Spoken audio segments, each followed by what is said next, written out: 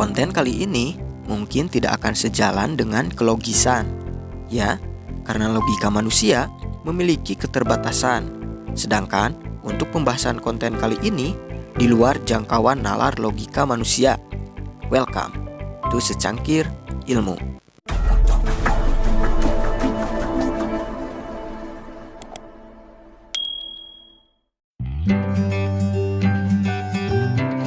Sudah merupakan rahasia umum bahwa telah banyak para ilmuwan dari berbagai belahan dunia yang melakukan riset dan penelitian tentang kemungkinan manusia untuk bisa menembus dimensi ruang dan waktu. Dan proyek ini masih terus berlanjut hingga saat ini dan tentunya telah memakan biaya yang begitu besar. But did you know, di Indonesia sendiri, proses penembusan dimensi ruang dan waktu itu telah ada sejak zaman dahulu. Namun tentu saja bukan dengan perangkat berteknologi seperti yang sedang dikembangkan oleh ilmuwan mancanegara, namun melalui ilmu kebatinan, yakni Rogo Sukmo.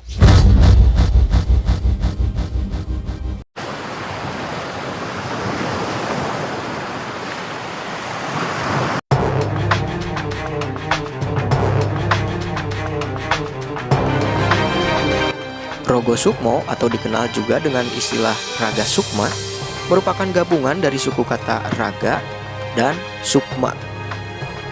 Raga bermakna fisik, tubuh, sedangkan sukma ialah roh atau jiwa. Secara umumnya, makna dari istilah raga sukma ialah sebuah fase di mana jiwa keluar dari tubuh dan bisa kembali lagi.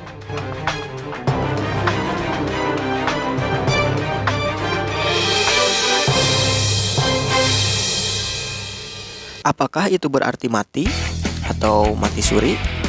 Bukan. Fase meraga sukma berbeda dari fase mati maupun mati suri. Perbedaan diantaranya adalah dari tempat yang ditujunya. Fase mati maupun mati suri, maka tempat yang dituju oleh jiwa adalah alam kematian, yakni alam kubur dan barzah. Sedangkan dalam fase raga sukma, jiwa tidak bisa menuju ke sana, melainkan masih di alam kehidupan, meskipun berbeda dimensi ruang maupun waktu, seperti alam manusia, alam jin, dan sebagainya. Apakah raga sukma sama seperti fase mimpi ataupun fase kesurupan? Juga bukan. Fase mimpi hanya sekedar mengalihkan fokus pada satu sisi saja, yakni pada sisi alam bawah sadar saja. Sedangkan bagian raga kita masih tetaplah aktif. Artinya, jiwa kita masihlah terkait dan berada di dalam raga, sehingga nadi masih tetap berdenyut, jantung tetap berdetak, dan nafas masih teratur. Berbeda dengan fase raga sukma, yang dimana jiwa benar-benar terpisah keluar dari raga. Mengenai fase kesurupan pun tetap berbeda. Fase kesurupan sekedar raga yang kehilangan kontrol dikarenakan adanya jiwa lain yang ikut masuk dan mengambil alih kontrolnya. Artinya, jiwa kita masihlah di dalam raga.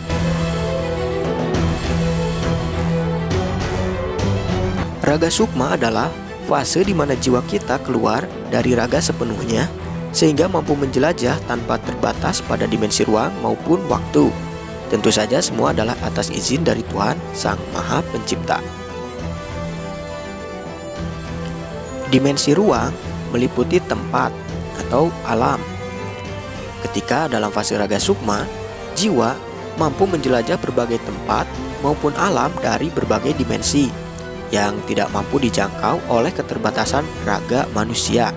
Namun tentu saja maksud alam di sini ialah alam kehidupan, tidak termasuk alam kematian yang hanya akan bisa dijangkau hanya ketika kita mati saja, terkecuali para utusan Tuhan maupun para wali ataupun orang-orang solih tertentu saja yang diberi kekuasaan untuk diizinkan melakukannya. Alam kematian, yakni alam akhirat, meliputi alam kubur, alam barzah, hingga surga dan neraka. Mungkin sebagian dari kalian pernah mendengar ungkapan 7 lapis langit dan 7 lapis bumi, bukan? Kemungkinan ungkapan tersebut mengacu adanya alam yang lain. Namun tentunya jumlah pasti berapa alam yang diciptakan oleh Tuhan hanya Dialah Sang Maha Mengetahui. Yang lazim manusia ketahui hanyalah alam manusia, alam jin, dan alam setelah kematian. Mungkin bagi para logiser, tentu akan sulit untuk menerima hal tersebut, apalagi menerima bahwa manusia bisa menembus ke alam lain tersebut.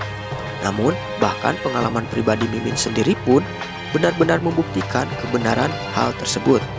Bahkan, sampai saat ini pun, Mimin masih belum menemukan jawaban yakinnya alam apa yang Mimin kunjungi pada saat itu. Yang Mimin yakini bahwa alam itu bukanlah alam jin.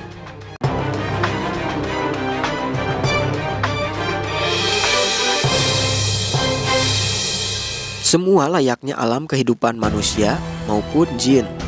Mereka memiliki kebermasyarakatan, berpakaian yang sopan, bentuk yang persis manusia, berkeluarga, anak-anak hingga tetua, pria dan wanita, rumah sederhana, ada yang berkumis, berjenggot, dan sebagainya. Mereka begitu ramah menyambut Mimin ketika itu. Mereka menjawab salam Mimin begitu fasih, dengan senyum yang tersimpul indah di wajah mereka. Perbedaan paling mencolok dari mereka ialah tubuh mereka berwarna merah. Semua merah. Dan perbedaan lainnya ialah tempat yang mereka tinggali mengambang. Layaknya dalam film-film fiksi, tempat mereka seperti pulau yang mengapung di udara. Dan mereka membangun semacam jembatan penghubung antara satu dengan lainnya. Sebuah pengalaman luar biasa yang Mimin alami sendiri, bukan dari cerita orang lain.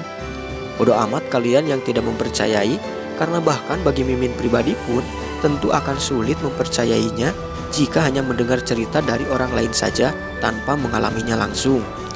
Dan bagi kalian yang pernah mengalami hal serupa dan berhasil menemukan jawabannya, mohon sudilah kiranya memberitahu Mimin tentang alam apa dan siapa mereka itu, karena Mimin sangat yakin bahwa mereka bukanlah jin.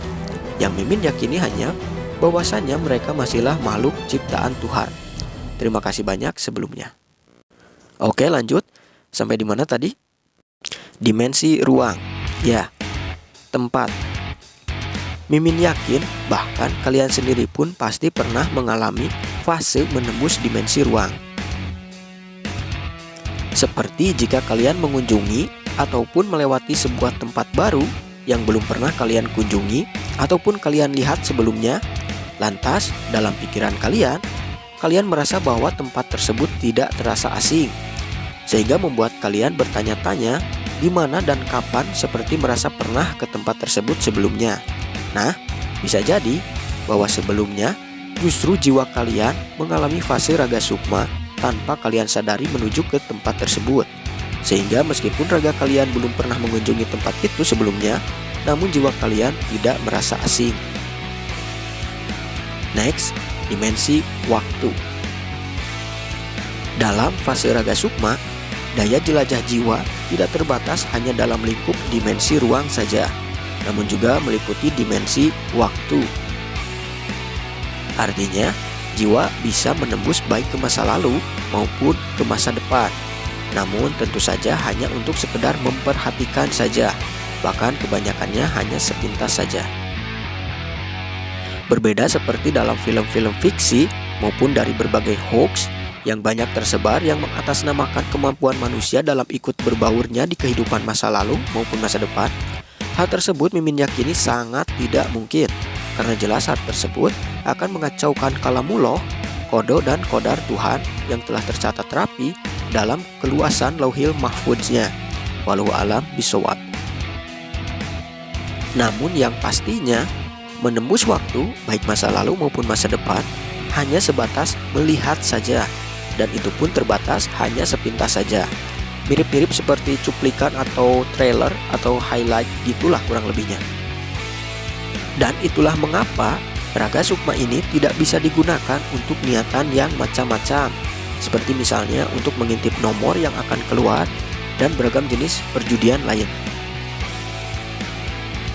Jikapun mampu menembus ke masa depan, maka yang akan terlihat hanya sekedar apakah kita bahagia atau bersedih, menang atau kalah, dan berbagai kejadian lainnya. Tidak akan terlihat angka berapa yang keluarnya. Dan hal itu pun tetap tidak bisa menjadi acuan dalam pemasangan nomornya. Misalnya kita memiliki nomor yang akan kita pasang. Lantas sebelum nomor tersebut kita pasang, kita menembus masa depan dan melihat bahwa kita menangis di masa depan.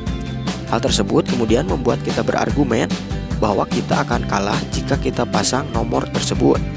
Dan pada akhirnya nomor tersebut tidak jadi kita pasang karena mengacu pada masa depan. Dan ternyata justru malah kita menangis karena nomor yang tidak jadi kita pasang tersebut justru sebenarnya malah tembus. Dan kita menangis karena meratapi kebodohan sendiri karena tidak jadi memasangnya. Lah, kok malah larinya ke nomor ya? Ya wes, gak apa-apa lah ya. Yang penting bisa gampang difahami aja ya toh. Nah, artinya jikapun kita mampu menembus masa lalu maupun masa depan, kita tetap tidak akan mampu merubah qadarullah yang telah dicatatkannya. Hanya sebatas sebagai bahan renungan saja untuk pribadi maupun untuk mewanti-wanti orang banyak. Seperti contoh paling terkenal dalam hal ini adalah Sri Maharaja Sang Mapanji Jayabaya Sri Warmeswara Madhusudana Awatara Nindita Suhtrisingha Parakrama Utungga Dewa, atau yang lebih dikenal dengan nama Raja Jayabaya. Beliau adalah Raja Kerajaan Kediri yang menduduki tahta sekitar tahun 1135 sampai 1157 Masehi, dan beliau begitu terkenal dengan ramalannya, Ramalan Jayabaya. Adapun ramalan-ramalan beliau ini yang kini telah banyak yang terbukti benar-benar terjadi, itulah contoh dari adanya penembusan masa depan yang dilakukan oleh beliau. Nah, sama halnya dengan penembusan dimensi ruang, penembusan dimensi waktu pun sebenarnya telah banyak dari kalian yang mengalami fasenya tanpa kalian sadari. Kalian tiba-tiba merasa pernah mengalami sebelumnya suatu hal yang sedang terjadi. Semisal ketika kalian terjatuh, lantas tiba-tiba kalian merasa pernah mengingat kejadian tersebut sebelumnya. Hal ini biasanya lebih dikenal dengan istilah déjà vu. Namun, ini bisa juga terjadi karena fase raga sukma yang tidak kalian sadari sebelumnya.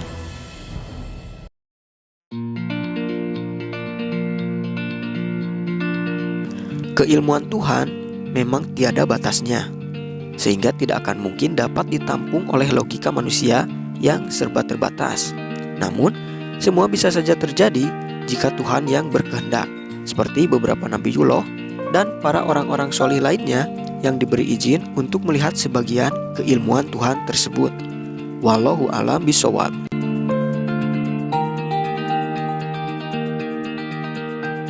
Bantu subscribe dan share bagi kalian yang belum. Itu akan sangat membantu bagi channel kecil ini untuk lebih berkembang dan tentunya lebih bersemangat lagi dalam menyajikan konten lain ke depannya.